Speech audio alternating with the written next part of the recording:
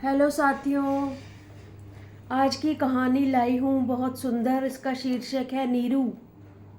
मेरी कहानी के अंत तक बने रहिए और मेरी कहानियों पर कमेंट ज़रूर करके बताएं कि कहानी कैसी लगी। सुनिए कहानी नीरू। वो अपने बीमार पिता को लैब में उनके कुछ टेस्ट करवाने के लिए लाई थी। गहरी बोलती आँखें, सिंपल सा पोनीटेल, हल्का हरा सूट, साधारण होते हुए भी असाधारण लग रही थी। लैब असिस्टेंट संजय उसे बड़े ध्यान से देख रहा था। कितना ध्यान रख रही थी अपने पिताजी का। उसने टेस्ट करवाने का पर्चा दिखाया। पिता का नाम हरीलाल। खून की जांच करनी थी। संजय ने ब्लड सैंपल ले लिया। तभी पिता ने कहा, नीरू, इनसे पूछ लो रिपोर्ट कितने बजे आएगी। संजय ने सोचा, अच्छा इसका नाम नीरू है। नीरू ने पूछा, रिपोर्ट लेने कितने बजे आऊँ? बस इसी सवाल के समय दोनों ने एक दूसरे को देखा। संजय ने कहा, शाम को 7 बजे। नीरू ने कहा, अच्छा। नीरू शाम को 7 बजे रिपोर्ट ले गई।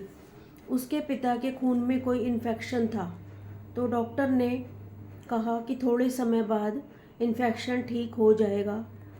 संजय के दिमाग से अब तक नीरू गई नहीं थी। आज वह दोबारा लैब में अपने पिता के साथ आई थी। संजय ने उसे देखकर पूछा, क्या अब तक अंकल जी की तबीयत ठीक नहीं हुई है? नीरू पहले तो हैरान हुई कि अरे यहाँ इतने लोग आते हैं, फिर भी इसे हम लोग अभी तक याद हैं। फिर वह बोली, डॉक्टर ने थोड़े दिन दवाई देने के बाद अब हाल कैसा है यह जानने के लिए दोबारा टेस्ट करवाने को बोला है। संजय ने ब्लड सैंपल ले लिया। शाम को मैं रिपोर्ट लेने आऊँगी ऐसा कहा। संजय ने कहा, अगर आपको ठीक लगे तो मैं ही रिपोर्ट घर पर पहुंचा दूंगा। एड्रेस बता दीजिए। नीरू ने अपने पिताजी से पूछा। पिताजी मान गए। नीरू ने अपना पता बता दिया। संजय के घर की गली से पिछली गली में ही वे लोग रहते थे। संजय रिपोर्ट लाया तो नीरू ने चाय बना ली। फिर उन दोनों की मुलाकातें धीरे धीरे होने लगी। आंखें चार हो गईं। संजय दुनिया में बिल्कुल अकेला था। उसके माता पिता दोनों को एक गंभीर बीमारी ने निगल लिया था। उसने एक दिन नीरू के पिता से उसका हाथ मांगा। उन्होंने कहा कि बेटा, शायद तुम्हें पता नहीं है कि नीरू विधवा है, वरना तुम इस रिश्ते से कब के पीछे हट जाते।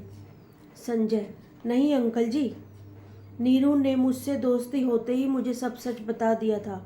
मुझे पता है कि कैसे सड़क दुर्घटना में नीरू के पति चल बसे, पर मुझे उस बात से कोई फर्क नहीं पड़ता। नीरू के पिता ने दोनों को शुभाशीष देते हुए प्रसन्नतापूर्वक उनका विवाह संपन्न करवाया। दोस्तों, कहानी कैसी लगी ज़रूर बताएं। शुक्रिया।